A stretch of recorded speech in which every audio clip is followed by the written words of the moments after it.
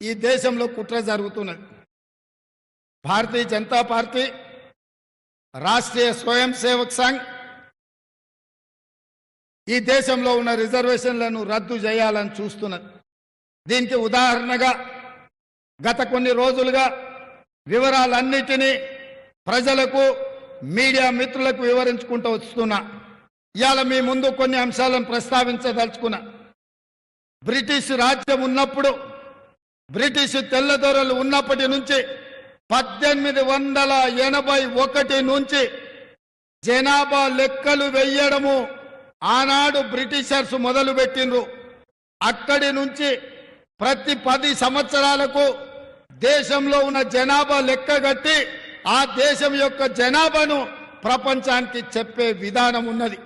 1881లో మొదలైన ఈ జనాభా లెక్కలు 2021 వరకు, స్వతంత్రం రాకంటే ముందు, స్వతంత్రం వచ్చిన తర్వాత కూడా దేశంలో ఉండే జనాభాను లెక్క కట్టడం ఒక సాంప్రదాయంగా మారింది. కానీ భారతీయ జనతా పార్టీ అధికారంలోకి వచ్చిన తర్వాత 2021 జనాభా లెక్కించాల్సినప్పుడు 2021లో జనాభాను లెక్క పెట్టలేదు. ఇవాళ మీరు మీడియా మిత్రులు, రాష్ట్ర స్థాయి, జాతీయ స్థాయి పాత్రికేయులు మీరు ఆలోచన చేయండి.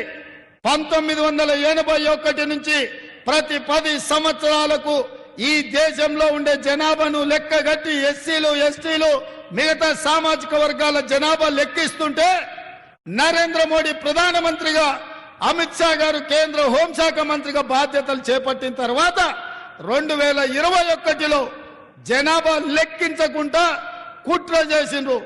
దానికి కారణం దేశమంతా కాంగ్రెస్ పార్టీ జనాభాతో పాటు బలహీన వర్గాల కులగణన కూడా చెయ్యాలి అని చెప్పిండ్రు.